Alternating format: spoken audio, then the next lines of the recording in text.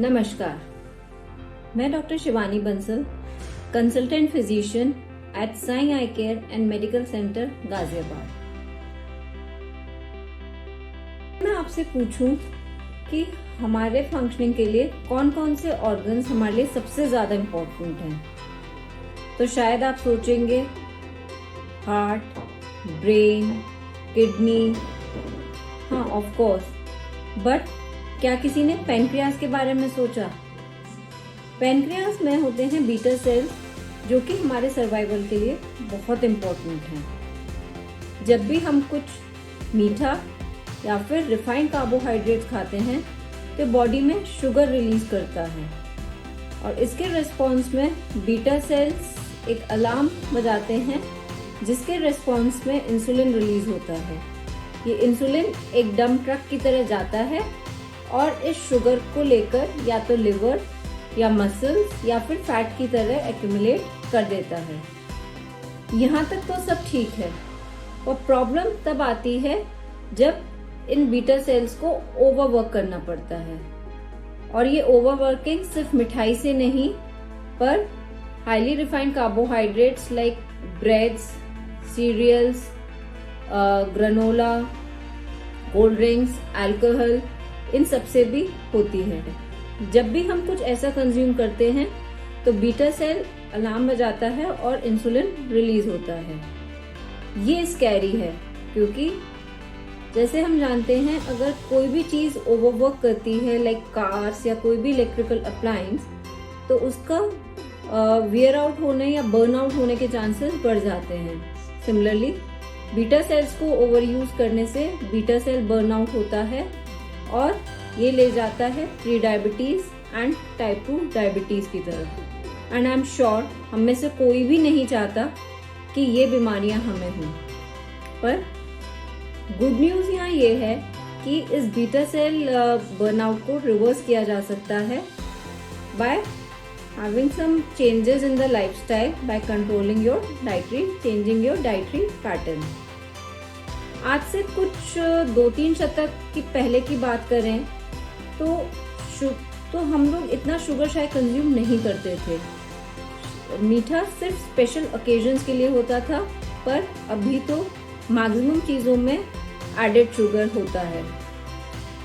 Sugar, जैसे ही हम sugar लेते हैं तो एक एनर्जी, वो इमिडिएटली एनर्जी रिलीज करता है और हमें एक अच्छी, we feel good about it. But कुछ समय के बाद ही आप महसूस करोगे कि आपको कंसंट्रेट करना डिफिकल्ट होने लगेगा, या थोड़ा इरिटेबिलिटी होना, या और शुगर की क्रेविंग हो सकती है।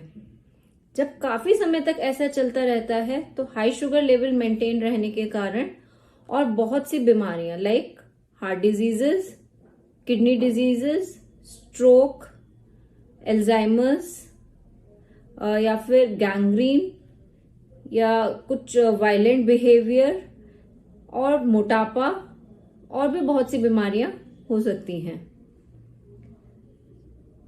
प्रेजेंटली जिस रेट पर हम शुगर कंज्यूम कर रहे हैं वह डेफिनेटली एक ट्रीट नहीं है, पर एक ग्रेजुअल डेथ सेंटेंस बनता जा रहा है। पर इस सब पे कंट्रोल लाया जा सकता है बस सिंपली अपने डाइट में कुछ चेंजेस लाकर।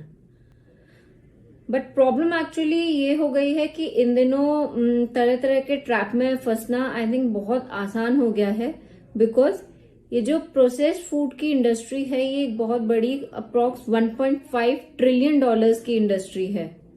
एंड जो चीजें मार्केट में हेल्दी लेवल लगा के बेची जा रही हैं, अगर उनमें देखें तो उसमें शुगर कंटेंट बहुत ज्यादा है।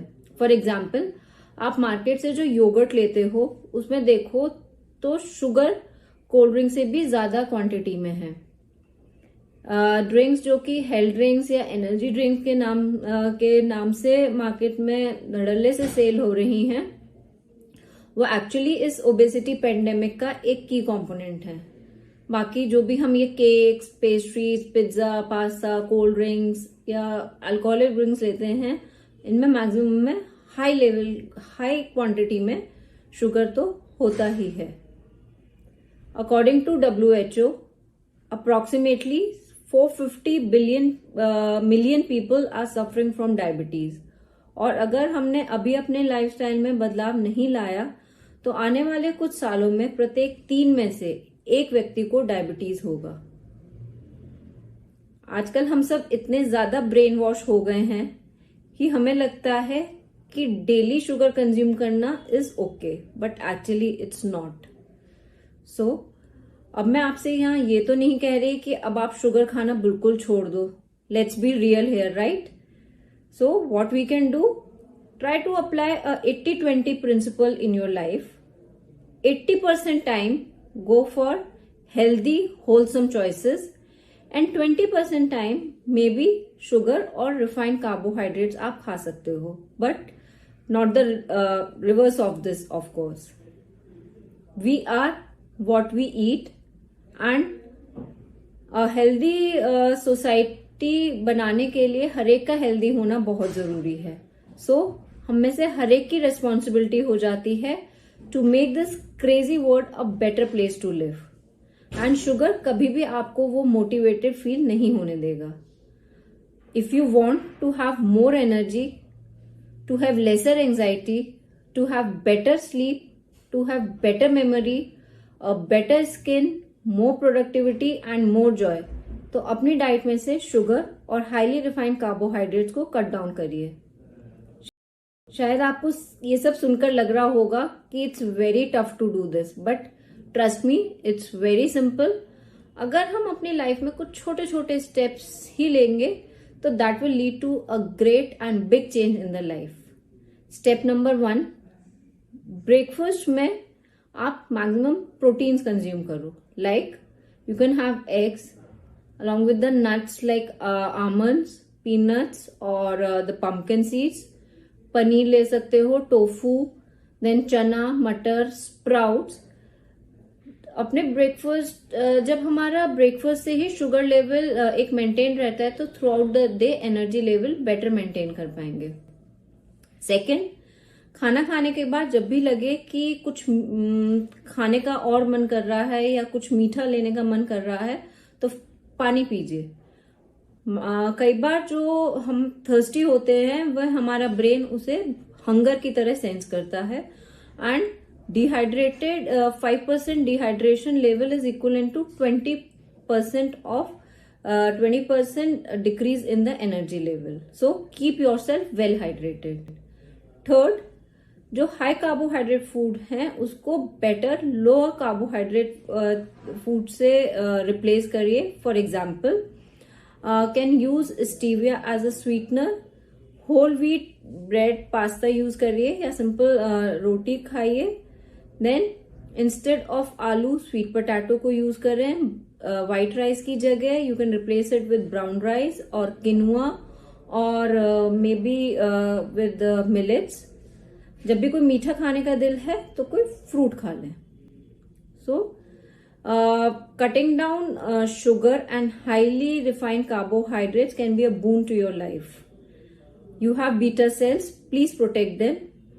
Now you have the knowledge and power, and by bringing some small changes in your life you can protect your beta cells and fulfill greatness in your life, and it's all in your hands. Namaste.